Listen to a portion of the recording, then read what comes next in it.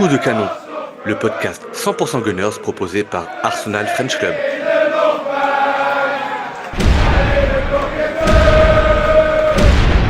Hello Gunners et bienvenue dans Coup de canon. Ça y est, c'est officiel, Arsenal tient sa première finale de la saison et en se qualifiant, pour la finale de la Carabao Cup dans un match retour qui ne restera absolument pas dans les annales du football, même pas du beau football, mais du football.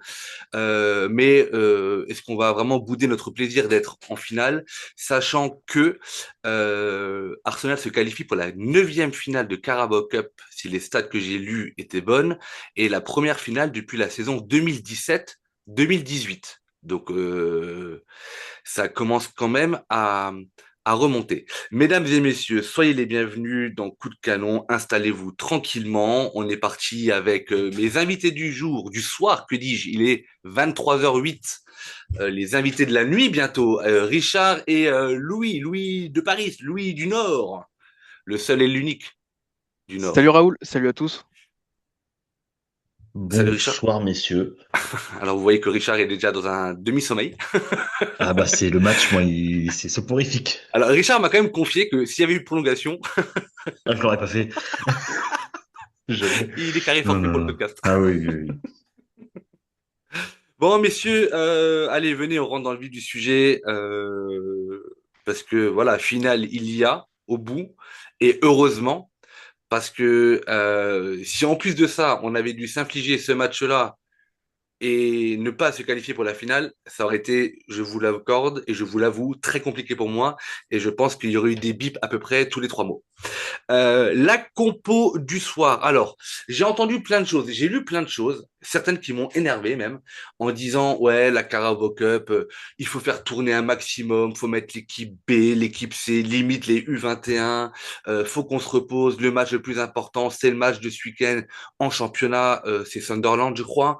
Euh, et puis si on perd, bah c'est pas très grave parce que c'est que la Carabao Cup, mais n'importe quoi, les gars. Oh, on est Arsenal. À l'instant T, au 3 février, on est parti, on joue encore un quadruplé. Est-ce qu'on y arrivera? Probablement, peut-être pas, mais on doit tout jouer. Et après, bah, on verra si c'est City ou Newcastle que l'on rencontrera en finale. Mais il faut se qualifier. Et puis, il faut aller loin en FA Cup. Il faut aller en finale de FA Cup. Il faut gagner la FA Cup. Il faut gagner le championnat. Et puis, il faut aller très loin en Ligue des Champions. Et il faut être ambitieux. Mes amis Gunners. Allez, dans les buts, Kepa, de gauche à droite, Nkapie, Gabriel, Saliba et Timber. Milieu de terrain composé de Zubimendi, Rice et de Eze. En tout cas, elle était sur la feuille. Et J'allais faire la blague, mais tu l'as fait avant moi. elle était sur la feuille et était même sur le terrain. Je l'ai vu. À un moment donné, je l'ai vu. Hmm. Et devant Martinelli, Gyökeres, Madueke. Une équipe qui change sans trop changer. La ligne de 4, Nkapie, malheureusement pour toi, Richard, préféré à Calafiori. Euh, Je le vis bien. tu le vis bien. Eze, qui remplace Ødegaard, qui était même pas sur le banc blessé. Madueke, pardon, qui remplace Saka blessé. Gyökeres qui est confirmé au poste d'avant-centre et Martinelli dans la rotation côté gauche. Voilà. Vous en avez pensé quoi? Avez-vous été surpris, messieurs, et aviez-vous personnellement d'autres attentes? Vas-y, Louis. Non, personnellement, d'autres attentes, non. Comme tu l'as dit, Raoul, on a quand même pas mal de blessés en ce moment. Alors, des petites blessures, certes, mais des blessures quand même. On savait que de par le score, on avait qu'un but d'avance. On ne pouvait pas prendre ce match à la légère, comme tu l'as dit en intro, Raoul. Donc, pour moi, je pense que c'est quasiment le 11 le plus fort qu'on pouvait aligner, entre guillemets. Donc, non, non, pas de surprise. Et Chelsea, pareil, Chelsea a aussi aligné un 11 quand même très compétitif. Ils venaient évidemment pour faire un résultat et pour nous renverser, comme ils ont renversé West Ham ce week-end et qu'ils ont renversé Naples aussi en Ligue des Champions. Donc, on savait qu'on allait se faire rentrer dedans. Donc, on ne pouvait pas se permettre de faire un énorme turnover. Donc, non, pour moi, l'équipe de base, elle est assez cohérente. Richard? Euh, alors, quand j'ai vu la compo, je me suis dit que c'était plutôt cool que Kepa soit dans les buts, parce qu'on sait que Kepa joue la Carabao Cup. Donc de le garder pour le match retour, je trouvais ça sympa. D'avoir la ligne de 4 aussi parce qu'on cherchait à aller en finale. Et je pense qu'avec notre ligne de 4 qu'on avait à l'arrière, on était un peu plus sécure. Donc pas de surprise, si ce n'est aisé en 10. J'aurais bien aimé revoir Havertz, mais sur la feuille, rien de choquant. Euh, Choquant, non, absolument pas. On voit que Arteta est juste revenu dans les standards qui sont les siens, à savoir le fameux 4-3-3. Le 4-4-2 entrevu ce week-end qui était assez plaisant à Leeds n'a pas été reconduit. Est-ce que c'était une façon pour Arteta de laisser une énième chance à Eze dans un poste où moi je l'aurais bien vu, on aurait pu pour moi garder le 4-4-2 avec un Eze beaucoup plus haut qui sait où se placer parce que là il était complètement perdu. Enfin bref, en tout cas une équipe on va dire cohérente sur le papier et un 11 de Chelsea également cohérent. À noter quand même que côté de Chelsea, depuis l'arrivée de leur nouveau coach Rossenior, je crois que c'était ces 7 matchs avant le match de ce soir, c'était 6 victoires, une seule défaite. La défaite était donc à l'aller face à Arsenal qui était, je crois, son premier match sur le banc d'ailleurs, à Oui. Rossenior. Et donc, du coup, voilà, Arsenal ne réussit pas à Rossenior. Je sais même pas quoi vous dire de faire première mi-temps, deuxième mi-temps, tant les mi-temps ont été pas bonnes. En fait, j'ai pas aimé. Et clairement, alors pour ceux qui nous écoutent, je sais pas si vous allez être blasé ou pas, je m'en excuse et je vous garantis que personnellement, je me réjouis absolument de la qualification en finale. Et encore une fois, je ne vais pas bouder mon plaisir de la qualification. Maintenant, une fois que la qualification est dite et assurée, est-ce que pour autant on doit fermer les yeux sur la prestation que l'on a livrée ce soir? Personnellement, je trouve que non, clairement pas, parce que j'attendais d'autres standards. Je savais qu'on allait être secoué par Chelsea, Chelsea qui aura livré vraiment, je trouve, et c'est un club que je n'aime pas, mais il est clairement pas au niveau des Manchester United ou de Tottenham, mais c'est une équipe que j'aime pas, voilà. Mais je reconnais à Chelsea, hormis ces têtes de con de joueurs pour certains, qu'ils ont livré une prestation quand même, je trouve très cohérente dans ce qu'ils voulaient faire. Ils sont venus nous chercher. Peut-être c'est là l'introduction de la rencontre, c'est qu'ils sont venus nous chercher très haut. Je pense qu'ils ont vu le match, qu'ils ont revu le match contre Manchester United où, à un moment donné, Zubimendi perd cette fameuse balle parce que pressé, parce qu'on on essaie de relancer sur une ligne de 3 et qu'on a été pressé par deux attaquants. Bah, Chelsea est venu nous presser tantôt à 2, tantôt à 3, voire même tantôt à 4 joueurs et ça nous a énormément dérangé. Et le symbole de tout ça, finalement, alors, si vous avez des occasions sur lesquelles vous voulez revenir, messieurs, vous n'hésitez absolument pas. Mais le symbole de cette première mi-temps et de finalement de ce plan tactique mis en place par Chelsea, c'est le porté disparu, Eze, qui, pour moi, tout au long du match, n'aura pas su trouver sa place sur le terrain. Je ne sais pas s'il a compris ce qu'on lui demandait. Je ne sais pas si Arteta lui a dit quelque chose, mais clairement, en fait, Eze, on l'a pas vu. Et quand il était proche du ballon, il avait cette nonchalance qu'on lui connaît, qui est moins dérangeante quand on est dans les 20 derniers mètres et qu'il tente un geste technique. Mais quand tu es dans tes 30 derniers mètres et que tu fais même pas les 5 mètres en sprint pour défendre, là, clairement, euh, ça commence fortement à me déranger. Richard, je te vois acquiescer de la tête. Bah oui, parce que je suis d'accord avec ce que tu dis sur Eze. Enfin, clairement, c'est le gros point noir du match, si on peut dire ça. Il a été bah, nulle part. On l'a pas vu. Je crois qu'il a touché 18 ballons ou 19 ballons. Enfin, c'est trop peu. Trop peu pour un numéro 10, trop peu pour un numéro 10 à Arsenal. On se plaint qu'Odegaard, il ralentit le jeu, mais au moins Odegaard, il est présent.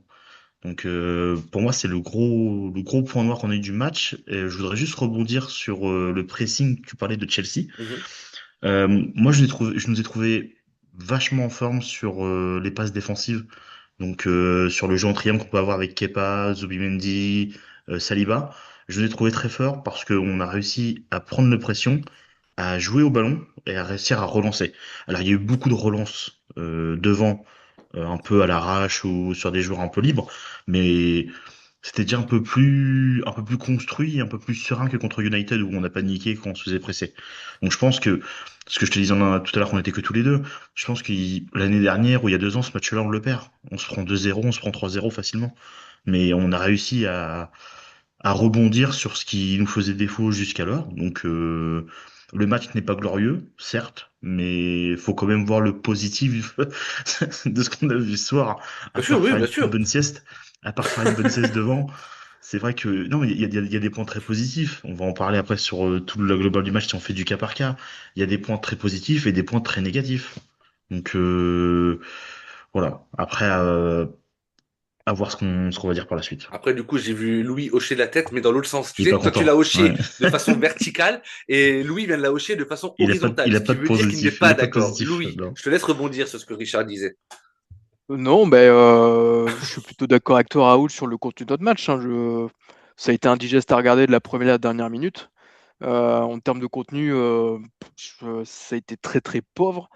Alors effectivement, Eze, il a été très symptomatique d'une équipe et d'un Arteta qui a été mis en échec par un bloc de Chelsea, notamment en première période, avec un Chelsea qui jouait en 5-3-2, 5-4-1, avec une défense aussi très très basse et une très resserrée. Et bah oui, alors sur les ressorties de balles, on a été plutôt correct. Il y a eu des bonnes phases, mais on n'a jamais réussi vraiment à passer le premier rideau des Blues. Et offensivement, ça a été le néant, quoi. Mais de la première à la dernière minute, je ne sais même pas si on a eu un véritable temps fort. Notre milieu de terrain n'a pas existé. À un moment, j'ai même eu l'impression et j'ai même eu le sentiment que ça a fortement énervé Rice, qui s'est mis à courir un peu partout et à se Mm. montrer parce que je pense qu'il avait aussi l'impression que ça fonctionnait pas en fait. Et moi, le premier constat que je fais, c'est qu'effectivement, oui, Eze ne fait pas un bon match. Pour sa défense, il est vraiment pas le seul. Mais pour moi, le point de départ, c'est qu'on a été mis en échec par une équipe de Chelsea tactiquement, du moins sur la première période. On peut aussi dire sur la seconde période, parce que quand on regarde les stats de la seconde période, alors Chelsea sur ses frappes n'a pas été dangereux, mais offensivement, ils ont monté le bloc d'un cran. Et autant sur le match aller, je pense qu'on pouvait avoir pas mal de frustration, parce qu'honnêtement, on devait tuer ce match à Stamford Bridge. On doit le terminer ce match à 3-4, 5-0. On ne doit jamais arriver ce match avec qu'un seul but d'avance. Mais autant sur ce match-là, bah, Chelsea peut avoir de la frustration, parce qu'ils étaient quand même pas loin de renverser la vapeur sur certaines situations. Et sur un coup de chance ou sur peut-être des situations un peu mieux maîtrisées de leur côté, bah, nous, on n'a pas été impérial au milieu de terrain, on n'a pas été impérial derrière, et le match aurait pu tourner en leur faveur. Alors, évidemment, je ne crache pas dans la soupe, hein, on est évidemment très très content d'aller en finale. Il va falloir qu'on le répète Euh, longtemps pendant le podcast, oui, pas que les gens nous exactement. défoncent quand même, quoi.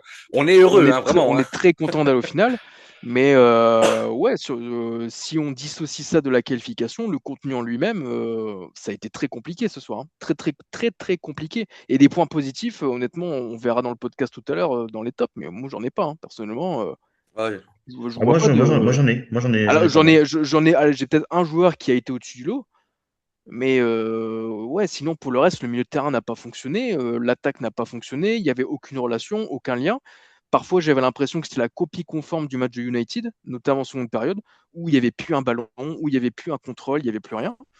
Et honnêtement, jusqu'à la dernière seconde, je me suis dit, le match peut très clairement tourner en la faveur de Chelsea, très très clairement. Mm. Et paradoxalement, pour reprendre un petit peu ce que vous avez dit tous les deux, il est vrai que, ça je suis entièrement d'accord avec toi, Richard, on a techniquement, pardon, réussi à peut-être pas élever notre niveau de jeu, mais à être dans les standards qui sont les nôtres pour se libérer d'une pression, surtout en première période, quasi constante, sur un terrain qui n'était pas évident. Pour info, bah, vous avez peut-être vu, hein, mais il pleuvait à mort, ça glissait. Et en plus de ça, dimanche, il y a eu la finale de la Coupe du Monde des clubs Des filles. où Arsenal, on n'en a pas parlé en introduction, pardon, je m'en excuse parce que j'étais le seul à pas regarder le match et à m'en réjouir, mais de l'assaut, je sais que voilà, c'est avec Sarah et Jonathan, je pense qu'on est les trois plus impliqués sur la partie féminine, mais c'était un match qui s'est joué sous des conditions météorologiques londoniennes, mais en mode XXL. Donc du coup, le terrain, il a quand même, même si c'est l'Emirates, même si les terrains sont bichonnés, il a quand même, je crois que ça doit faire 3 ou 4 jours qu'il pleut non-stop à Londres. Donc c'est aussi prendre un risque de jouer avec ton gardien devant son but, tu es pas à l'abri d'un mauvais contrôle ou que sais-je. Donc ça, c'est le côté paradoxal parce que voilà, ça, c'est un côté. Et le paradoxe, il est que ce que moi j'ai trouvé, c'est que quand nous étions dans une phase de relance, ce que je vais appeler posée, c'est-à-dire pas dans le pressing, tu vois, vraiment en bloc, les deux blocs sont en place, etc., où on essaie de faire nos circuits, je pense que 90% de nos relances, on a toujours fait les mauvais choix. Mais en fait, je sais pas comment vous expliquer ça. Il faudrait vraiment qu'une fois qu'on regarde un match ensemble, que vous compreniez ma façon de regarder les matchs. C'est-à-dire que quand tu te fais chier, c'est là où tu regardes le plus le détail finalement. Parce que quand tu as un beau match, tu es pris par l'engouement du jeu, tu es dans l'euphorie, tu es dans tout ça. Mais quand tu vois une purge, en fait, soit tu t'endors, soit tu es vraiment tu vois, dans le détail. Et il y a des trucs tout cons. Sur une phase où on a Gabriel, Zubimendi, Saliba, Timber, c'est en première mi-temps, ça m'a tellement frappé. Gabriel la donne à Zubimendi, qui peut directement la mettre à Saliba et qui doit la mettre vers Timber, c'est-à-dire on peut changer de côté rapidement pour déstabiliser le bloc de Chelsea. Et là, Zubimendi, il fait quoi? Il fait une passe à 2 mètres à Rice, qui lui la remet et après, ça repart à Kepa. C'est là où je dis qu'on fait pas les bons choix, tu vois. Je veux dire, on aurait pu tellement accélérer le jeu à maintes et maintes reprises dans cette partie-là, et peut-être qu'on aurait eu un début ou un soupçon d'enflammage, d'enflammage, pardon. Mais non, on a fait que des choix pourris, pourris, pourris. Et très Mais honnêtement, ça, c'est le débat éternel, Raoul. En fait, il y a très peu de prise de risque dans notre jeu. Tu veux ah, mais je te quand, promets que quand- l'exemple que je te donne, je te promets que la passe de Zubimendi à Saliba pour aller chercher Timber, il y a zéro risque. Il n'y avait aucun pressing, rien. On Ah, a non, juste je fait suis le d'accord. choix on a tous fait du foot, ou toi, Louis, tu en fais encore, puisque toi, tu es jeune. Mais on Bon, a tous j'essaye. fait du foot et on a toujours, vous avez toujours tout entendu, écarter le jeu, déplacer le bloc adverse. Quand le ballon il vient de la gauche, aller vers la droite et inversement. C'est là où, à un moment donné, tu vas créer les décalages. Et ben nous, qu'est-ce qu'on fait? Non, on cherche la passe à 3 mètres, ça revient, ça va à Kepa, et on revient dans un système complètement ahurissant. Alors après, on peut me parler de contrôle, qu'on ne perd pas le ballon, etc. Mais si c'est pour au final allonger une grande balle sur Guillaume Quérez qui et petite 1, pas bon de la tête, qui peut-être la passe va pas être précise, parce qu'aujourd'hui, les passes longues, même à l'image de Rice en deuxième mi-temps, il n'y en a quasiment aucune qui sont arrivées. Alors que tu avais Madueke qui, encore une fois, a essayé de se démener sur son côté droit avec plus ou moins de réussite, mais au moins il a provoqué, etc. Tu as Martinelli assez limité, faut-il le dire, mais qui essaie aussi d'aller provoquer. Et ben nous, on faisait quoi? Non, bah, conservation. Et c'est typiquement le match où tu penses que tu sais que le match nul te qualifie, tu penses être assez fort pour te qualifier, et plus le temps passait, et plus je me rappelais du match aller à Sunderland où tu te fais égaliser à la 95e, de la défaite à Aston Villa où tu perds le match à la 94e, et je me suis dit, en fait, on va se prendre un pion, à vouloir faire les trop beaux, à vouloir être trop dans le contrôle parce qu'aujourd'hui, faut-il dire une chose, c'est qu'on ne sait plus contrôler comme on le faisait avant. Bah, c'est un avis très personnel. Je suis plus aujourd'hui, je suis pas aussi lucide qu'avant en fait à ce niveau-là, tu vois. Est-ce que ça Ah c'est un non, truc bah, que vous avez remarqué ou pas? en fait, c'est surtout à ce bloc de Chelsea, c'est une espèce de 5-4-1, 5-3-2, où normalement, si tu mets pas un minimum de vitesse dans ton jeu, bah, tu peux Voilà. pas. Tu peux pas déstabiliser un bloc comme ça. En première période, c'était assez clair que Chelsea était vraiment dans l'attente.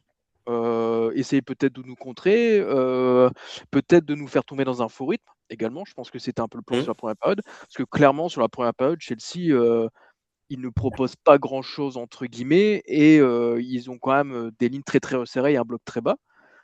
Mais comme on ne propose pas de vitesse dans notre jeu, entre guillemets, bah en fait, c'était impossible de les prendre de vitesse. Donc on termine la première période à quoi? 2 ou 3 tirs, peut-être? Ouais, ouais. Ça doit Et être ça. encore, ouais, des tirs Mais contrés. du coup, on propose rien parce qu'il n'y a aucune vitesse dans notre jeu face à un bloc très bas. Donc, bah, il n'y a pas grand-chose à dire sur la première période, en fait. Et en fait, tu vois, Richard, tu parlais du jeu en triangle qu'on a maîtrisé avec Gabriel, Saliba et Kepa, Hmm. par exemple. Sur un bloc bien en place, un 5-4-1, la différence, tu dois la trouver entre les lignes, en fait. Et entre Oui, les lignes, ça veut dire qu'à droite ou à gauche, on aurait dû retrouver beaucoup plus souvent Timber, Madueke et probablement Eze. Si déjà il devait jouer comme ben, s'il n'est pas un 10, qu'il joue au moins comme Odegaard, je ne sais pas. Et à gauche, on devait retrouver des, un triangle et des combinaisons avec Incapié, Martinelli et Rice. Et souvent, dans ces cas-là, c'est les milieux de terrain qui viennent se mettre entre les deux lignes pour aller faire un petit peu le surnombre et aller chercher une profondeur, un débordement d'un ailier ou alors d'aller chercher Gyökeres dans l'axe, mais toujours dans la verticalité. Et là, je trouve que sur un match comme ça, vraiment, le savoir footballistique d'Averts nous a énormément manqué. Oui, bah, surtout dans sa faculté à dézonner, à jouer entre les lignes, hein. Exactement. Ça, c'est sûr que, ça nous a manqué. D'ailleurs, c'est pas pour rien peut-être qu'il est buteur ce soir, c'est tout un signe. Mais il y a surtout je trouve des redondances, sur certains patterns cette saison. Martinelli titulaire, ça fonctionne pas. Mm. Le duo Martinelli-Gyökeres ne fonctionne pas. Le trio Martinelli-Gyökeres-Eze ne fonctionne pas non plus. Et on a beau essayer, on a beau tenter, bah, en fait, ça fonctionne pas. Ils sont peut-être pas assez complémentaires. Techniquement, c'est peut-être, surtout Eze Martinelli, techniquement, c'est peut-être un peu trop limité. Je sais pas, honnêtement, je sais pas, mais là, il y a quand même des joueurs ce soir qui ont quand même peut-être perdu pas mal de points, je pense. Voilà, dont probablement un en attendant que le garde revienne de blessure qui sera légère. Et je pense que Eze, il vient de se mettre un pied et demi sur le banc. Je sais pas, on en parlera après parce que forcément, je suppose qu'il va être dans les flops de tout le monde. Ou peut-être que, je sais pas, peut-être que Louis qui met des zéros à Rice est capable de mettre Eze en top aussi, on sait pas, Non, pas ce soir, je mais un me passe-soir, permettrai ok. pas. En gros, première mi-temps, à chier. Deuxième période, on reprend les mêmes, ça marche pas, on reprend les mêmes. Eze, moi j'avais demandé à ce qu'il. Bah, j'avais demandé, j'avais espéré qu'il sorte, on le sort t'as appelé pas. Arteta, tu lui as dit. Ouais, mais il a pas décroché. Tu sais, je pense qu'il se met en silencieux pendant la Non, causerie. il est excellent. Il est excellent dans le vestiaire.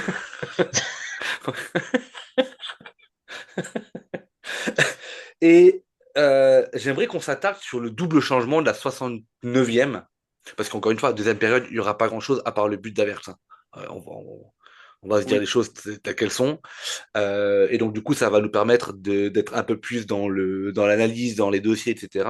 Double changement à la 69e, avec la sortie de Madueke pour Trossard et la sortie de Gyökeres pour Havertz. Je vous promets que quand j'ai vu le double changement, bah, j'étais tout seul chez moi, j'ai pété un plomb. Comment tu peux sortir? Alors, Louis, je crois que c'est toi qui l'as eu dans le Discord, la peur de bah, la blessure de Saka, la peur de la double blessure, etc. Mais comment tu peux sortir Madueke et laisser Eze? Bah, oui, bah, mais moi, c'est ma frustration éternelle avec Madueke, c'est pourquoi on lui donne que des miettes à chaque fois. Laissons-le quand même terminer un match. Je veux dire, qu'est-ce qu'il faut faire pour qu'il termine un match, ce type-là? Et est-ce qu'il a des infos compromettantes sur Arteta? Enfin, je sais pas. Mais laissez-lui 90 minutes, bordel, c'est pas quand même pas compliqué. Surtout qu'il a quand même, dans son duel, dans son 1 contre avec Cucurella, pardon, il commençait à être plutôt en jambes, plutôt pas mal. On sentait qu'entre deux anciens, enfin un ancien blues de Chelsea contre Cucurella, il y avait quand même pas mal d'étincelles. Il a réussi pas mal de belles choses. Alors on sait toujours que le dernier geste côté Madueke, c'est toujours un peu compliqué. Mais face à un bloc bas et des lignes resserrées, tu as besoin de vitesse. Et Madueke, sa force principale, c'est la vitesse. Et oui, alors la seule explication que j'ai, c'est que bah, peut-être qu'Arteta a peur de la blessure d'un Madueke, qui aussi a connu une grosse blessure en début de saison, il faut le dire aussi. Avec en plus la blessure de Zaka, peut-être qu'il ne voulait pas prendre de risques. Mais ouais, je trouve ça toujours dommage, moi, de faire toujours sortir ce Madueke à l'heure de jeu, la 70e minute. Laissez-le terminer un match, quoi. Enfin, voilà, quoi. Je trouve ça toujours dommage. Richard, c'est ce double changement. Tu l'analyses comment et plutôt d'accord avec, plutôt sachant qu'il aura Bah, rien apporté, hein. À part Havertz qui sur le coup, rentre, qui va être non. buteur 20 Sur minutes le plus côté tard. Madueke, je peux comprendre la peur de la blessure pour Madueke. Mais je pense que Madueke peut avoir aussi de la frustration dans le sens où il peut pas finir le match, Ouais. sachant qu'il commençait à bien dominer.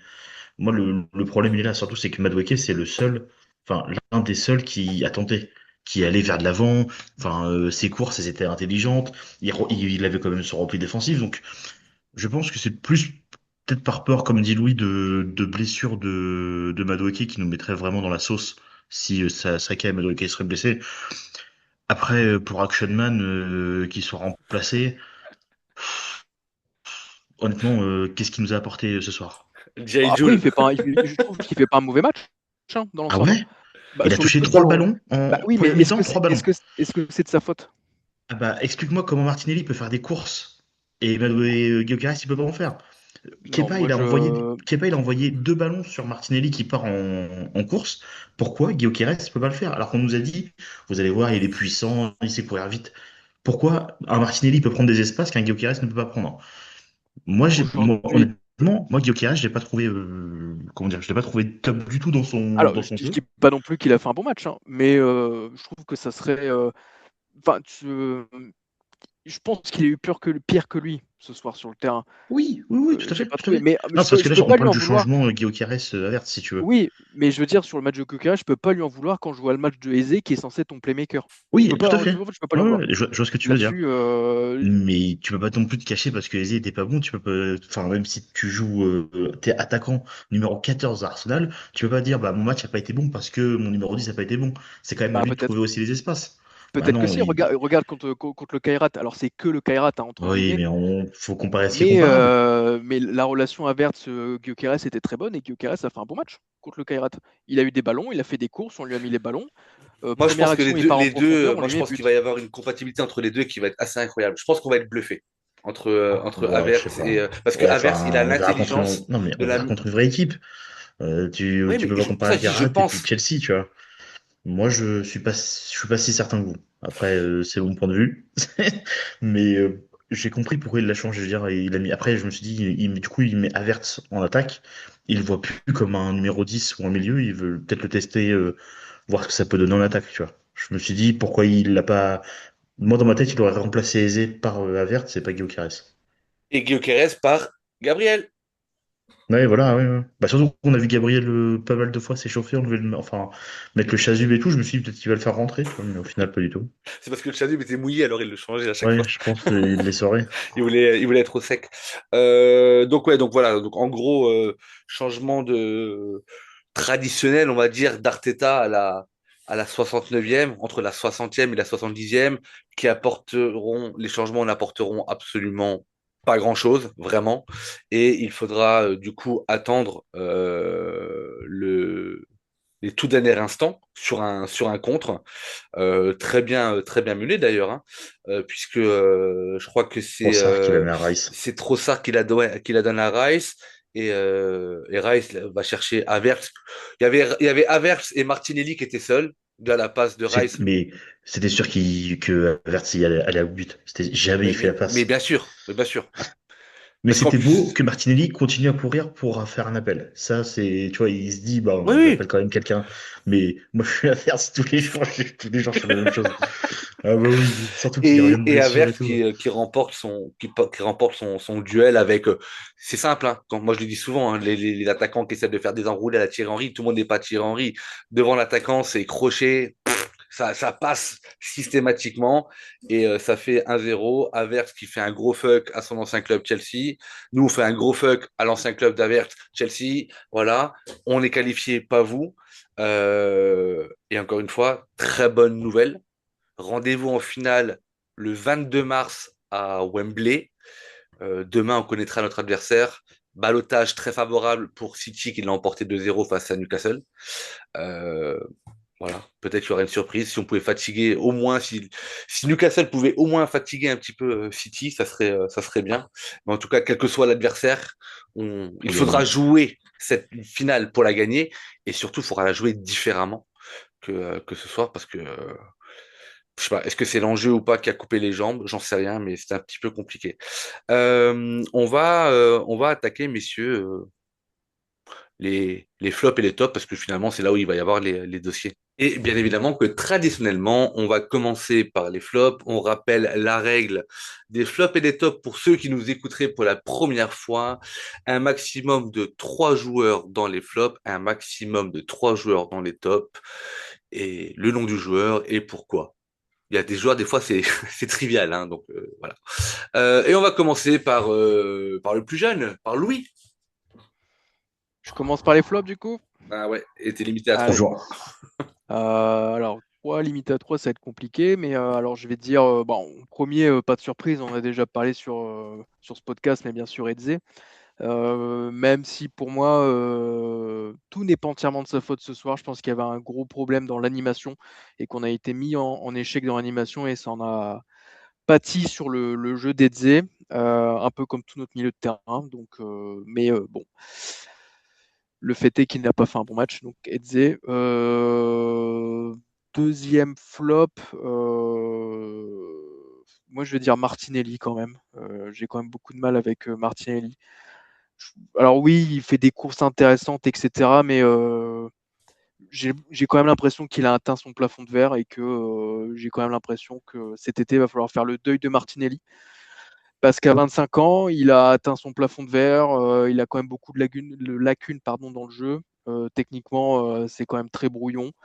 Quand il faut finir les actions, c'est toujours très compliqué. Ça peut être un bon joueur en sortie de banc, mais j'ai quand même pas l'impression que ça sera un joueur à terme qui pourrait être pleinement titulaire chez nous et vraiment un joueur de classe mondiale. Donc voilà, et surtout à chaque fois que cette saison il est titulaire, c'est toujours très très moyen, malheureusement pour lui.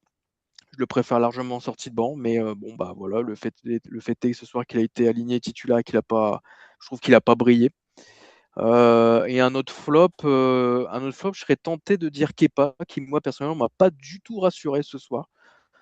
Que ça soit sur les sorties aériennes ou parfois sur les sorties balle au pied. Même sur sa ligne, en première période, il y a une frappe d'Enzo qui est cadrée. Alors certes, il fait une belle envolée, mais pour moi, ça ne nécessitait pas du tout de la boxer comme il l'a fait, de s'envoler comme il l'a fait. Il pouvait tout simplement la prendre, en fait, la balle, je pense. Donc moi, il m'a pas du tout rassuré dans sa lecture du jeu aérien. J'ai trouvé en difficulté et sur ces quelques sorties de balles, pas du tout rassurant. Donc voilà, pour moi, mes flops ce soir. Richard. Bon, bah, numéro un, Aizé. Avec le dossier qu'on lui a fait, je pense que il était obligé d'être ici. Moi, numéro 2, bah, je vais revenir sur ce que j'ai dit, Guillaume Quérès. Pour moi, Guillaume Quérès, ce soir, c'est un flop. Euh, voilà, j'en ai déjà parlé. Je pense pour moi, il fait pas les choses comme il faudrait. Après, c'est mon point de vue du foot, c'est toujours compliqué. Mais voilà. En troisième, je mettrais Zubimendi, qui m'a un peu, ouais, qui m'a un peu déçu dans ses choix et son placement. Quand tu vois qu'un Rice fait une percute, enfin, il change de rôle avec Saliba quand Saliba monte. Tu vois bien que Rice il prend le poste de Saliba, ce genre de choses. Zubimendi fait pas ça et je sais pas, j'ai pas eu d'alchimie avec ce soir, on va dire. Je trouve que beaucoup de déceptions dans ses passes et son placement. Très bien. Euh, Juste avant de vous donner les miens, juste rebondir sur ce que tu as dit, Louis. Euh, Ouais, t'as parlé du fiston, t'es mort. Non, non, non. Les deux, c'est sur Eze et sur Kepa. Or, il y a une remarque qui sert absolument à rien, mais j'avais envie de la faire parce que dans ma tête, j'ai trouvé ça très drôle. Sur la frappe d'Enzo où tu penses que Kepa peut la bloquer, mais je voulais te dire que les occasions pour lui de briller, d'avoir des photos de lui avec le maillot d'Arsenal sur un terrain de foot sont tellement rares que je pense qu'il a dit à Stewart, prends-moi la photo et il a fait la petite parade qui va bien. Ça, c'est pour Oui, allez, on va dire que c'est pour son profil LinkedIn. voilà. Ou Tinder, on sait pas. Mais de façon plus sérieuse, là où je te rejoins absolument pas, non pas dans le flop, mais dans l'analyse, quand tu dis que Eze, parce que tu dis qu'il n'est pas totalement fautif, parce que dans l'animation offensive, on n'a pas été bon, mais pour moi, l'animation offensive, c'était Eze, en fait. Ouais, mais c'est un peu le serpent qui se mord la queue. Oui, l'animation offensive, c'est Eze, mais est-ce que l'animation était la bonne? Est-ce qu'on lui a vraiment les consignes qu'on lui a demandées, est-ce qu'il a vraiment compris ce qu'il fallait faire?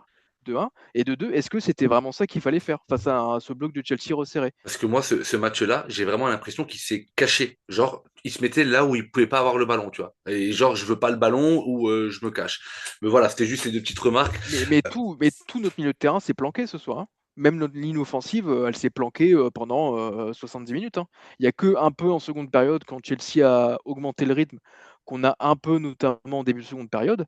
Mais sinon, Chelsea a été les seuls à augmenter le rythme. Et nous, honnêtement, on n'a quand même pas existé, que ce soit au milieu ou en attaque, hein.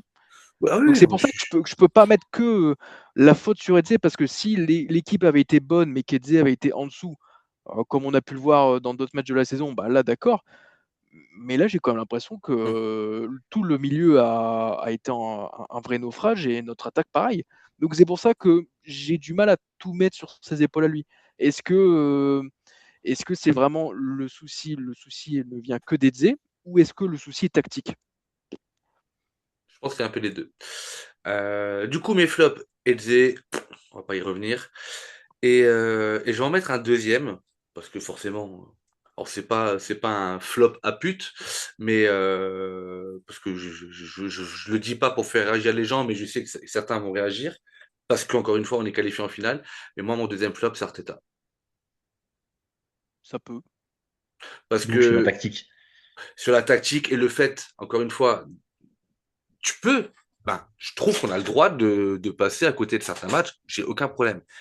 Mais quand tu vois le banc de touche que l'on a, quand même, et que tu vois que Eze, il passe à côté de sa mi-temps, Eze entre autres, hein, mais c'était quand même le gros point noir, on va dire, de cette rencontre. Et que tu vois que sur le banc, alors attends, t'avais qui? T'avais Gabriel, t'avais Havertz, attends, je vais vous donner, Trossard, Havertz, bon, Raya, non, White, Calafiori, Mosquera, Lewis Kelly, Nordgaard, Jesus. Et qu'au final, tes deux changements, c'est de sortir Gyökeres et surtout Madueke. Alors oui, encore une fois, on s'est qualifié. Les gens diront que Arteta nous a qualifiés. Ok, j'entends. Je trouve juste moi personnellement, parce qu'encore une fois, les flops et les tops, c'est quelque chose quand même qui est très personnel à chacun. Et c'est pour ça Chacun qu'on le invite à ressenti chaque différent, fois hein. nos auditeurs à aller commenter et nous mettre en commentaire quels ont été leurs flops et leurs tops. Moi, mon flop, c'est Arteta. Et parce que, et tu l'as dit, Louis, en fait, tu as donné une partie de ma réponse, c'est soit Eze n'a pas compris, soit on lui a mal expliqué. Mais je pense qu'il y a un moment donné, à ce niveau de professionnalisme, tu peux pas avoir un milieu de terrain qui était quand même relativement performant avec Crystal Palace, même face au gros, et retrouver un Eze à ce niveau-là, soit ne rien dire à la mi-temps, soit l'encourager à faire ce qu'il a fait, alors on pourra me dire c'est le protéger parce que si tu le sors là, tu le mets plus bas que terre, etc. Putain, il y a un moment donné, il a mis 3 ans à sortir Eudegaard à la 58e deux fois de suite. Et donc on va attendre combien de temps pour qu'il fasse des vrais choix? Encore une fois, on attend d'un coach de faire des vrais choix. Et quand un joueur qui est pas bon, sors-le. Voilà. Donc pour le coup, moi ça sera Arteta mon deuxième flop. Et j'en aurai que deux parce que du coup le troisième, il y a vraiment trop de joueurs qui sont vraiment sur la même ligne et qu'en choisir un, ça serait préserver les autres, j'ai pas forcément envie. Voilà. Les Choisir, c'est tops renoncer. aussi, ouais. Non, parce que parce que ce que tu dis avec Zubimendi, je suis d'accord. Ce que Louis dit sur Martinelli, je suis d'accord. Ce que tu dis sur Gyökeres, je suis d'accord. Ils ont pas fait des grands matchs. Euh, mais, euh, mais voilà. Bah, dis tes Euh, tops. Vas-y, continue sur tes tops. T'es chaud, là. je continue mes tops. Bah, moi, mon premier top, ça va être Timber. Mon deuxième top, ça va être Rice. Euh, et mon troisième top, j'ai envie de mettre Havertz pour son but, mais le pauvre, il a joué, Il il jouait a 10 joué une minutes. demi-heure. Et non, je crois que je vais mettre Madueke, juste parce qu'on l'a sorti et que c'était le plus remuant devant. Voilà. Ok. Tu veux y aller, Louis, ou j'y vais? Vas-y, vas-y, vas-y. Pardon, Euh, Richard, excuse-moi. Juste Rice, pourquoi je le mets en top? Il a été mangé dans le milieu de terrain avec les autres, sauf qu'à un moment donné, notamment quand Palmer est rentré, et je crois que c'est lui qui l'a dit un peu plus tôt dans le podcast, ou toi Richard, je sais plus, Rice est redescendu, genre il a vu que ça puait du cul, Hum, et il hum. a dit j'augmente le niveau, j'augmente l'intensité, et là on a vu qu'en fait il a géré le milieu de terrain lui tout seul, tu vois. Et on a retrouvé le Rice agressif avec des tentacules en mode j'ai quatre jambes et voilà. Donc pour Moi, Rice ça, est dans mes tops aussi, je peux te dire. Il est aussi ok. dans mon top Rice. Allez, vas-y, excuse-moi, je Parce t'ai que coupé. bah, j'ai trouvé, enfin, pour moi, c'était le seul du milieu qui sortait du lot. Comme j'ai dit, il percutait vachement avec Saliba quand il y avait besoin. Il était devant quand il y avait besoin. Sur les corners de Chelsea, c'était le premier à récupérer les ballons pour faire les passes. Moi, Rice, j'ai beaucoup aimé. Enfin, de toute façon, après Rice, c'est dur de lui mettre un zéro. Ah Mais, non, ça existe. Non, quelqu'un Il l'a est, fait. il est là. non, non, Rice, j'ai beaucoup aimé. En deuxième top, moi, je vais mettre Nkapie. J'ai beaucoup aimé son match. Le côté rentre dedans, voilà, enfin, il se laisse pas faire. Moi, j'aime beaucoup ce style-là. Je trouve que son match est pas dégueu en plus. Dans ce qu'il a fait défensivement, il a quand même réussi à tenir des bons gars face à lui. Voilà, troisième top, et pas des moindres, Ricardo Calafiori, faut en parler. Je J'ai cru. plaisante. Non, troisième top, je dirais Madueke. Parce que moi j'ai eu la frustration quand il est sorti, donc je pense que lui va l'avoir aussi. Mais je le mets pour l'envie qu'il a donné, surtout en première mi-temps, l'envie d'aller de l'avant. Voilà, moi c'est quelque chose que j'aime beaucoup chez les ailiers. Tu peux tenter, tu peux rater, mais au moins tu te caches pas. Voilà. Le loup. Je vais pas être original, un premier top, effectivement Declan Rice. Alors il fait pas un match exceptionnel, c'est pas son meilleur match sous le maillot des Gunners, mais j'ai quand même le sentiment que c'est un des seuls et un des rares qui a eu cet esprit de révolte à un moment, quand Chelsea a élevé le niveau et qui s'est dit ok bah il faut aller au charbon. Et il s'est pas caché, il a fait les efforts, l'intensité, l'agressivité. Donc pour ça, je pense qu'il a quand même tenu la baraque à certains moments et était quand même proche de flancher. Donc ça c'est très bien. Deuxième top, je vais dire aussi Nkapie, pour moi qui a été peut-être l'homme du match, je pense, selon moi. Défensivement, il a été superbe. Offensivement, il a aussi apporté des choses intéressantes, même si parfois il me fait un peu peur. Il est quand même un peu brut de décoffrage, Nkapie. L'excès d'engagement. Ouais, l'excès d'engagement, brut de décoffrage, des fois techniquement, c'est un peu, tu sens que c'est quand même un défenseur central de formation. Mais dans son duel, ce soir, honnêtement, il a pas laissé grand-chose à son adversaire. Donc franchement, top match d'Hincapié. Et après, troisième top, bah, Timber, toujours monsieur régulier. Pas grand-chose à dire, même si encore une fois, c'est pas son meilleur match au maillot des Gunners. C'est pas sa meilleure prestation. Mais il a été intéressant. J'ai toujours quand même un peu de mal quand Arteta veut absolument qu'il soit dans cette espèce de demi-espace offensif. Que moi, je comprends pas cette animation où on veut des latéraux qui soient dans les demi-espaces en phase offensive. Je trouve ça ridicule, ça n'apporte rien. Et d'ailleurs, à Leeds, on avait abandonné cette animation et bah, comme par hasard, on en a mis 4 à Leeds et ça s'est parfaitement bien passé. Donc, bon, peut-être qu'il y a des leçons à en tirer. Mais sinon, à part ça, défensivement, excellent match de Timber, quoi. Donc voilà. Timber qui est nettement plus performant quand il est en latéral de métier, ou en tout cas comme les plus anciens ont pu les connaître, à manger la ligne, à dédoubler avec son attaquant, à aller chercher les appels, à aller apporter le surnom sur le côté. Et je suis entièrement d'accord avec toi. Moi, les half space, j'en peux plus, quoi.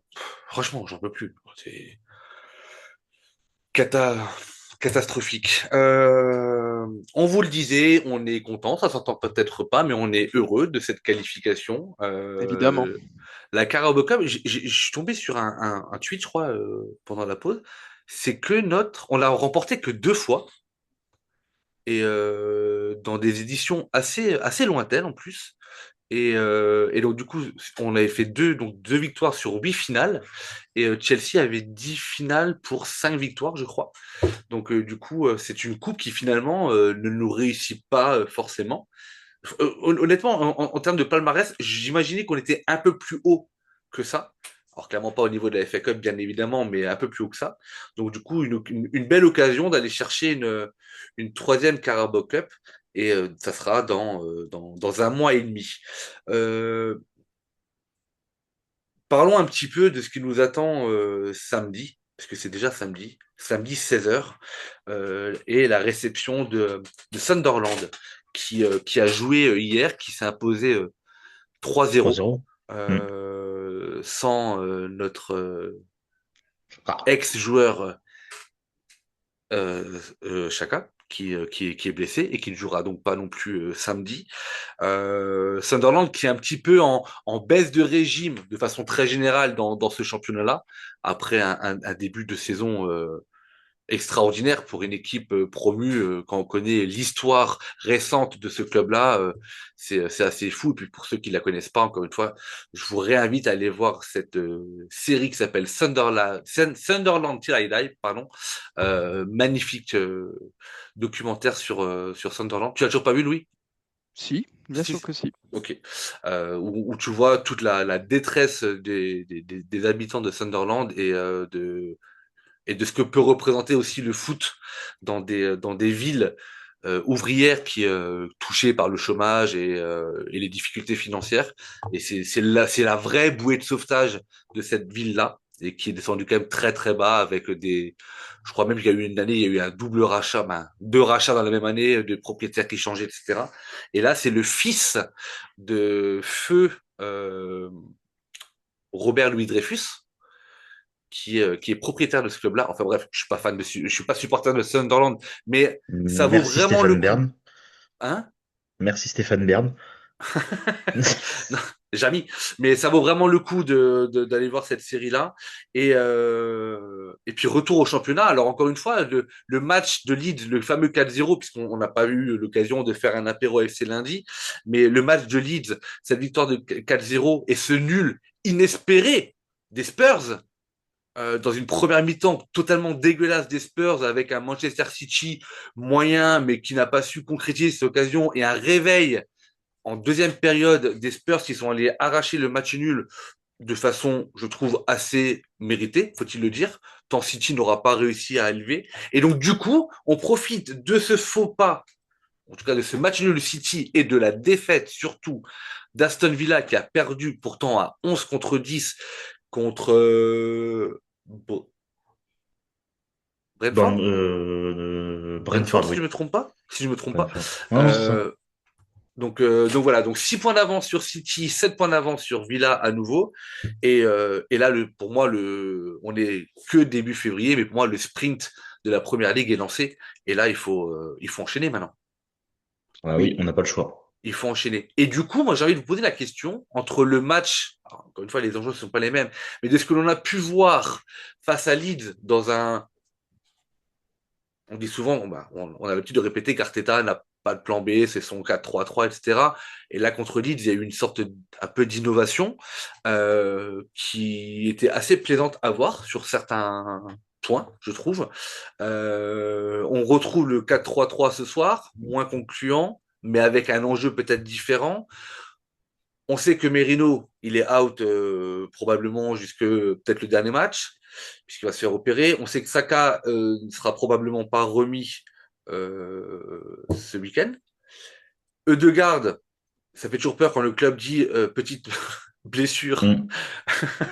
Lui, ça veut dire 4 semaines, c'est ça? Exactement. Il n'y a jamais de petites blessures à Arsenal, c'est toujours des longues blessures.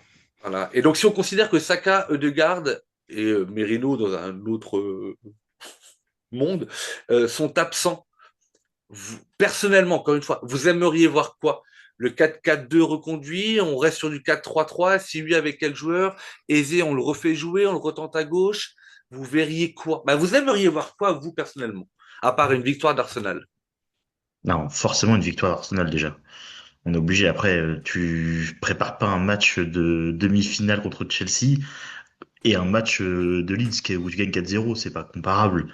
Mais par exemple, moi là contre Sunderland, je remettrais un 4-3-3. C'est notre schéma de jeu. On a toujours, enfin, toute la saison, on a plus ou moins joué comme ça. Sauf que tu peux mettre un Nordgaard parce que lui, il est au charbon, mais par contre, on le voit jamais. Donc, je pense que tu peux mettre un Nordgaard pour suppléer. Tu peux mettre un Aizé sur le banc, ça peut être pas mal. Ou même tu le convoques pas pour la peine. Mais non, mais tu peux jouer qu'à l'inverse. À l'inverse, je pense que un match, il va commencer à emmagasiner des minutes. Donc je pense que ça peut être bien aussi pour lui de jouer peut-être en 10, essayer avec Guillaume Quérès en pointe, voir si vraiment l'alchimie fonctionne bien ou si c'était juste un match de chance. Voilà, Madueke, il va être titulaire parce que c'est ça qui avait blessé.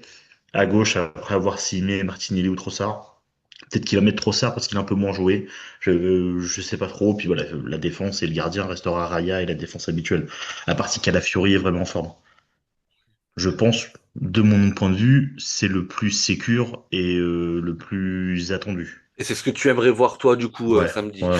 J'aimerais bien Louis, qu'on en regarde parce que c'est quelqu'un ouais, qui a un regarde le bon joueur le potentiel. plus sous-coté Ouais. de l'effectif. C'est incroyable ce qui se passe avec lui, quand même. Louis, qu'est-ce que tu aimerais voir, toi, samedi, à part une victoire? Encore une fois, on se répète. Bah, je remettrai effectivement aussi Havertz dans le cœur du jeu, puisque contre Leeds, alors j'ai plus la compo de Leeds en tête. Havertz jouait en 10, je sais plus. Ah, c'était le fameux 4-4-2, Ouais, 4-4-2, ouais. 4-4-1-1. Oui, 4-4-1-1, 4-2-3-1, mais c'était Havertz dans le cœur du jeu, je crois, contre Leeds, hein, si je dis Averse pas qui de était bêtises. beaucoup plus bas que Gyökeres, ouais. Ouais. Mais qui Donc était quand même j'aimerais, relativement proche de Gyökeres quand même. oui, donc j'aimerais revoir ce schéma de jeu, tout simplement parce que si Odegaard est blessé, bah, à Leeds, le choix a été fait que, bah, c'était plutôt Havertz qui était la doublure d'Odegaard. Donc si on suit ce raisonnement, Havertz revient dans le cœur du jeu. Peut-être que je remettrais, quand même Gabriel Jesus en pointe, parce qu'on l'a pas vu ce soir. Il faut qu'il garde le rythme, et cetera. Surtout qu'il a été aussi l'auteur de très bons matchs depuis son retour de blessure. Donc, pour moi, ça serait pas déconnant de voir un Gabriel Jesus en pointe, même si, le duo, Gyökeres-Havertz, a aussi montré de belles choses. Donc, à voir, ça sera un choix à faire. À gauche, je repars avec Trossard pour toutes les raisons que j'ai expliquées à propos de Martinelli. Pour moi, c'est un très bon joueur de banc. Mais quand il démarre dans le 11, pour moi, il y a trop de lacunes en fait. À droite, bon bah pas trop le choix, tu remets Madueke et on espère qu'il fera 90 minutes, ça serait quand même une merveilleuse chose. Et après pour moi c'est la compo classique avec Rice, Zubimendi, la défense classique.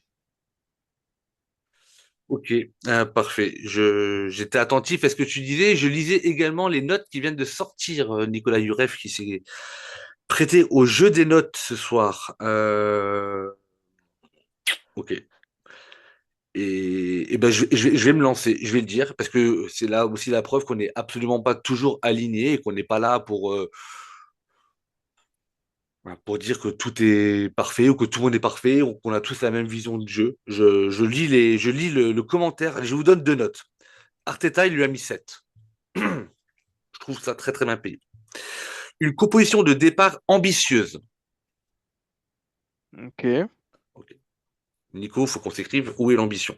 Avec la volonté d'appréhender ce match comme les autres et peu de turnover effectueux. Si certains de ces choix peuvent être plus subis, et je suis pas d'accord, ils sont pas subis, c'est un choix. Il y avait d'autres choix, vous pouvez mettre Havertz, vous pouvez faire d'autres choses. Les changements effectueux auront pesé sur la rencontre. Bah il a de la chance qu'Havertz marque à la toute dernière Ouais, seconde du mais en match fait, quoi. On peut dire que auront c'est un pesé, je cherche le poids, tu vois, par le but, oui. avec les rentrées d'Havertz et de Trossard. Voilà. Donc, je le dis ouvertement, c'est pas absolument pas une critique, parce qu'encore une fois, nous sommes libres dans Arsenal French Club de dire ce que l'on veut à partir du moment où on le motive et qu'on l'argumente. Donc, Nicolas, il a argumenté son point de vue. Et donc, on le respecte pour ça. Et c'est aussi pour ça qu'on vous invite toujours à aller consulter les notes et surtout à noter les joueurs et l'entraîneur pour que les moyennes en fin de saison reflètent l'avis dit général, d'une part de la rédac et d'autre part de nos supporters. Est-ce que vous serez curieux de connaître la note d'un autre joueur, messieurs? Moi, j'ai déjà noté, donc je veux pas te dire. T'as noté? Oui. Je fais toujours, tout à la fin de match, je fais toujours mes notes. Donc, Toi, Louis, t'as pas noté encore. Tu serais Et curieux de savoir la... je suis allé voir les notes également. Ah, ok. nous Alors, sommes des bons gars d'Arsenal allez, French Club. on va faire aisé. On va faire aisé, hein, parce que tout le monde 10. a le 10 sur 10. Non, aisé lui a mis 4. Encore une fois, c'est la plus mauvaise note de l'équipe ce soir. Mais je crois qu'il y a un deuxième 4, si je ne me trompe pas. Ou je me trompe peut-être. Et en tout cas, il lui a mis 4. Donc, Si, Gyökeres a ouais, 4. Gyökeres lui a 4 aussi, voilà. Si le milieu a souffert, il en a été le symbole. Peu de ballons touchés, 32. Il n'aura distillé que 2 bons ballons pour Hincapié et Martinelli, 83e. On attend mieux de sa part, lui qui bénéficiait de l'absence de Degarde. Voilà. Et là, je trouve que c'est motivé. Après, on peut discuter le 4, le 3, le 2, ça, on s'en fout un petit peu, mais voilà. Donc, Nicolas Youref, je te félicite pour tes notes, parce que c'est jamais évident à faire. Mais je suis absolument pas d'accord sur la note d'Arteta. Et d'ailleurs, je vais aller de ce pas noter Voter. Arteta comme il se doit. J'ai jamais mis de 0, encore une fois. Je crois que j'ai rarement mis de 10 aussi. Mais voilà. Messieurs, je vous remercie pour votre présence. Il est minuit 6, ça fait 1 heure qu'on est ensemble. C'est toujours un plaisir, mais il est tard. Il va falloir encore faire le montage du podcast pour le publier, pour que nos auditeurs puissent l'écouter dès demain matin au réveil. Euh, N'hésitez pas à... Je vous le dis, je vous le répète, à vous, amis auditeurs, mais c'est super important pour nous. Si vous écoutez les podcasts sur Apple Podcasts, par exemple, vous avez la possibilité de laisser de 1 à 5 étoiles. Alors, si c'est pour mettre une, je vous invite pas à le faire, vraiment pas, parce que c'est pas cool, même si vous le pensez. Mais d'aller mettre 4, 5 étoiles, ce serait vraiment cool, et d'aller mettre un petit commentaire. Je crois que ça doit faire 4 mois qu'on n'a pas eu de commentaires, et puis forcément, les notes sont très importantes pour la visibilité du podcast. Vous pouvez également mettre une appréciation sur Spotify, donc n'hésitez pas, et puis sur YouTube également. Donc voilà. Et on attend vos commentaires avec impatience et grand intérêt. N'oubliez pas, on est qualifié pour la finale de la Carabao Cup. Ça n'était pas arrivé depuis la saison 2017-2018, soit 8 ans. Et ça fait du bien, voilà. Et on va vous tenir au courant s'il y a quelque chose qui s'organise du côté de Paris ou en province. Parce qu'une finale, ça se partage. Donc voilà, on vous tiendra au courant. On a quelques idées en tête déjà à creuser. Louis, je te souhaite une bonne soirée, bonne nuit. Richard, je te souhaite également une bonne soirée, bonne nuit. Ne joue pas trop tard, hein. Laisse, Non, je vais aller me coucher, hein. va Je mettre la suis viande dans le sérieux aujourd'hui. bourson. Voilà, t'es sérieux aujourd'hui? Ouais. Et on se retrouve, je sais pas avec qui, dès samedi pour regarder et supporter nos chers Gunners. C'est pas une coupe, je serai pas là. Moi, je suis là Si. que pour les coupes et quand on Putain. gagne. Et on se revoit quand nous? Merde. Il Ligue va des falloir que je Champions, cherche dans l'agenda là. FA Cup. Euh,